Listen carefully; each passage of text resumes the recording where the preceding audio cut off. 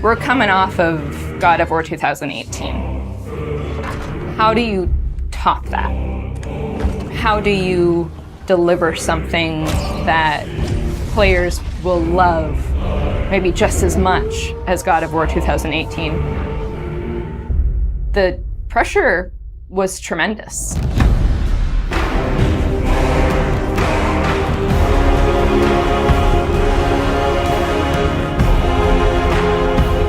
My name is Ariel Angelotti, and I am the senior producer for Narrative. My name is Richard Gobert. I'm the story lead for God of War Ragnarok. I'm Jody Kupsko, and I'm the supervising dialogue designer. It's my job to shape the story along with our writing team, our narrative director, and game director. As a producer, it's my job to help build a team to create that content, to own the schedule in realizing that content. I oversee the dialogue production throughout the entire titles. Every line of dialogue that you hear, every human vocalization and effort and grunt, our team touches. So I'm a man now, like you? No. We are not men. We are more than that. The responsibility is far greater. In the story of God of War 2018, we find Kratos seemingly having turned over a new leaf in the Norse lands. He lives a quiet life, hidden in the woods with his wife Faye and their son Atreus. And the story starts with them mourning her death. And we learn that she made a final request before she passed away. She wanted them to spread her ashes from the highest peak in all the 9 realms. He's scared of being a bad father, a bad influence, and as a result, it's made him an absent father. His greatest fear is that he's passed that evil that's inside of him onto his son. You are too quick to temper. You are rash, insubordinate, and out of control. This will not stand. You will honor your mother and abandon this path you have chosen. It is not too late. They befriend Freya, who is an exiled Vanir goddess who used to be married to Odin. They meet Mimir, the self-proclaimed smartest man alive, who serves as their guide and their confidant. And they meet the Holdra brothers, Brock and Sindri, who are world-class weaponsmiths who end up their main source of upgrades and equipment. Now, among the enemies they make are the Aesir gods, whose leader is none other than Odin, someone we never meet in God of War 2018, but who casts a very long and dark shadow over the 9 realms. There are consequences to killing a god! Why? How do you know? How do you know? After many adventures, Kratos and Atreus end up fulfilling Mom's wishes, and over the course of that journey, they find out more about each other and about themselves, and finally find a common ground between them. They become the close family unit that Faye hoped that they would become. In God of War Ragnarok, we fast forward a few years, and little Atreus is now a teen, and they're back to hiding out in their home in the woods in Midgard. During the course of the previous game's events, they were forced to kill Odin's grandchildren, Magni and Modi, the sons of Thor. Thor does a lot of the lion's share of Odin's dirty work, and as a consequence, he's a very violent, unstable personality. At the end of the last game, they were also forced to kill Balder, the son of Odin and Freya, and that has its own set of consequences. He was a very powerful chess piece for Odin, one that Odin is incredibly bitter about losing. Freya has vowed vengeance against them for the killing of her son. Kratos and Atreus didn't want to kill him, they were friends with Freya, but Balder tried to kill her in front of them, and Kratos had no other option in the moment but to kill him to save Freya's life, even though it meant losing Freya's friendship. I will parade your cold body from every corner of every realm and feed your soul to the vilest filth in hell. That is my promise. He saved your life. He robbed me of everything.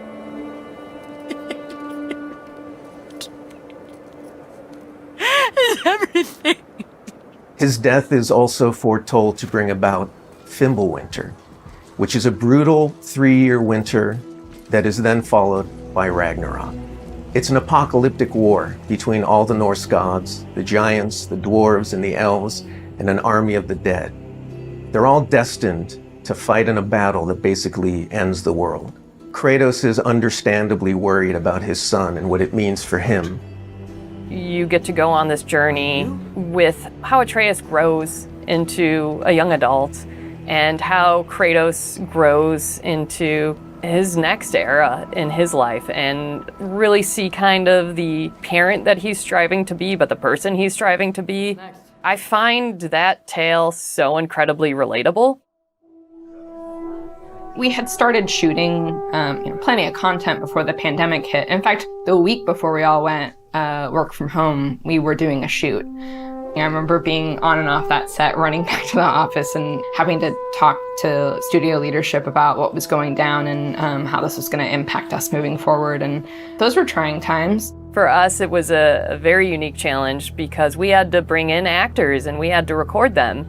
And so we had to look at different ways of adapting our typical motion capture process and dialogue recording process so we can continue production and continue at the quality that we wanted for our players and our fans. We had some actors stand in for other characters, actors who were already, who were like core to one of the scenes, might just be able to play a background character in another scene to be able to avoid a situation where too many people were on set on any given day. We avoided compromising the story that we were trying to tell as a result of the pandemic and these limitations that we had to deal with. There were no cinematics that we changed. We still have the same characters in them in the final game. We just had to get a bit creative with how we shot the content. Our actor for Atreus, Sonny, is a teenage boy, and his voice changed dramatically throughout the several years on this title. I don't want to fight anyone. I just want answers. We had to go in and even out that performance so it sounds like it took place over a short period of time. That was a unique challenge on this one. The prophecies say Fimbulwinter leads to Ragnarok. War is coming. Whether the Norse saga was going to be a trilogy or just 2 games was something we debated a lot. There were obviously pros and cons for either approach.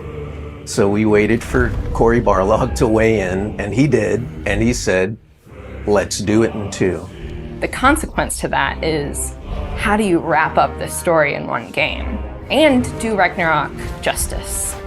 How do we lead up to that and then have a big moment at the end of the game and wrap up all those loose threads? This game is bigger than what we initially envisioned. There's a lot of important story moments that we needed to cover. There are more characters that we follow the threads of.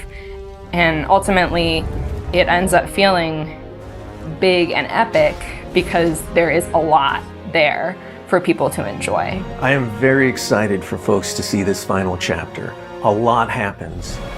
We put our characters through the ringer, but we also bring them closure and we provide answers to a lot of the questions the first game posed. Just all of the new combat that we're doing and the new interactions. There's a lot of stuff that's happening in this title that I think people are going to have fun with. We all have our own personal Ragnaroks to deal with. And this story is about how you process that, how you own it, and how you make it a part of yourself and grow from it. I mean, we set some stuff up at the end of last game. There's going to be some consequences this game. We're going to see how things play out between Freya and Kratos. We're going to see how the evolution of the family relationship continues. You got Brock and Sindri, the dwarves, who are kind of part of your makeshift family now. And there's going to be some other characters that we introduce that maybe going to disrupt the balance a little bit. I can't wait until players get their hands on the game, are able to experience how the story unfolds for themselves. We have, I think, an incredibly well-rounded game. Very satisfying combat, beautiful and rich environments to explore, outstanding character art, a lush and moving soundtrack and soundscape. It's the work of hundreds of very dedicated artists, and they all have their own stories to tell.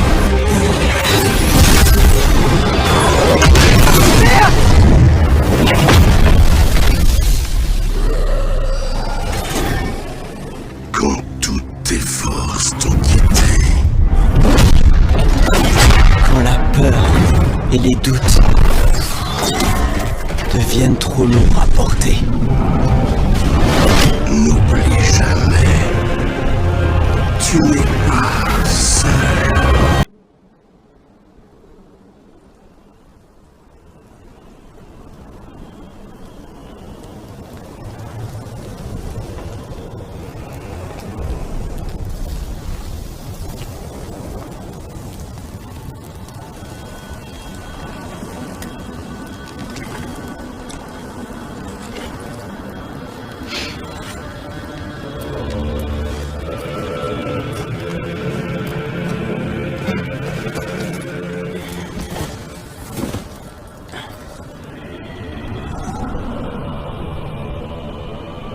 Le temps nous est compté. Les prophéties disent que Fimbulvetter précède le Ragnarok. La guerre approche. Mon histoire ne peut pas se finir dans ces bois. Je devrais partir. Découvrir qui je suis. Qui est Loki? Je ne te permettrai pas de défier les dieux. Je ne veux défier personne. Je veux seulement des réponses. Et si ces réponses mènent à une guerre contre Asgard? C'est peut-être ce que Mère voulait. On ne sait pas ce que voulait ta mère. Ah, je connais bien cette sombre expression.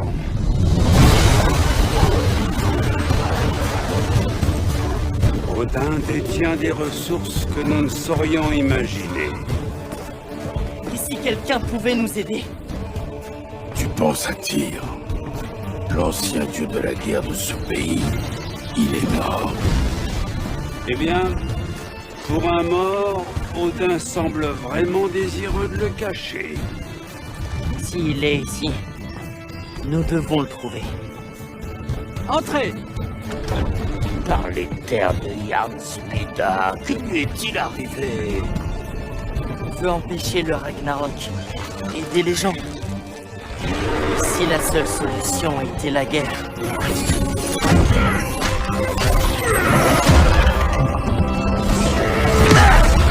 La guerre n'est pas la seule solution. Arrête de penser comme un père et pense plutôt comme un général. Non! Tu sembles être une personne calme et raisonnable. Es-tu calme et raisonnable?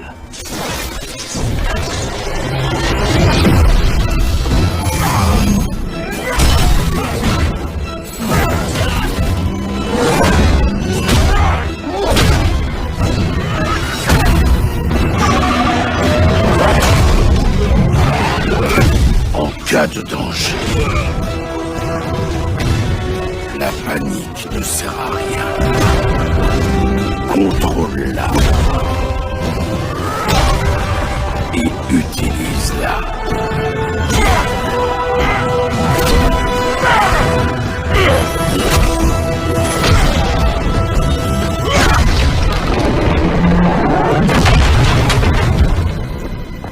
Tire!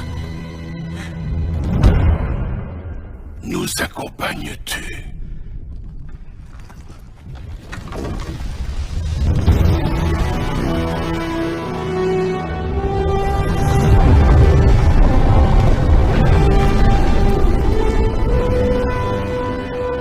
Tu auras les réponses que tu cherches. Du moins, quelques-unes.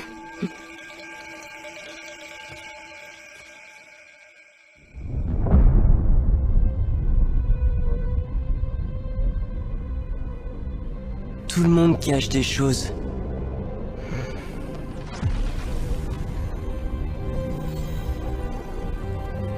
Parfois, c'est la seule façon de protéger ceux qu'on aime.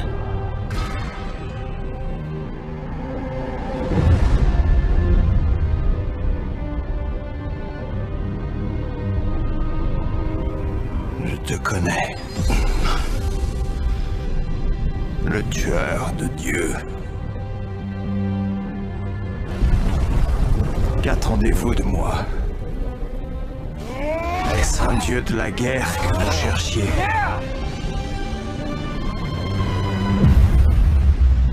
Tu ne souhaites pas la guerre. N'est-ce pas, Kratos? Tout se sent sur tes mains et celles de ton fils. Qu'est-ce que tu refuses de me dire? Je peux pas t'en parler. Mais tu dois me faire confiance. Nous nous plions à tes caprices. Mais tu crois à rien de tout ça. Et pourtant je te suis. Parce que tout ce qui compte, c'est que tu sois sauf. Mais c'est pas tout ce qui compte. Qui te protège, hein? Je n'ai pas besoin que tu me protèges. T'en es vraiment sûr? Dieu imposteur! Le père de tout! La mort pourra me prendre quand elle l'aura mérité.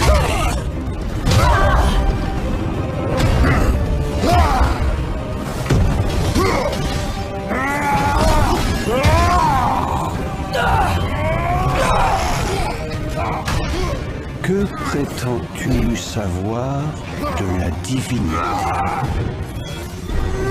Au cours de tes vies, as-tu jamais été vénéré? Quelqu'un t'a-t-il déjà prié? Peux-tu seulement imaginer ce genre d'amour? Non! Tu ne t'intéresses à rien d'autre qu'à ta personne, qu'à ce monstre qui tue sans aucune raison.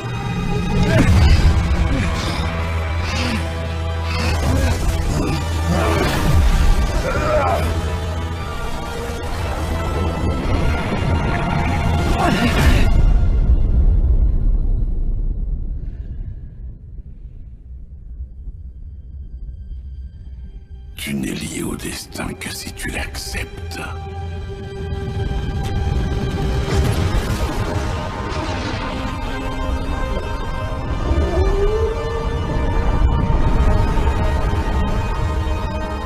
Fais-le parce que c'est nécessaire. Pas parce que c'est écrit.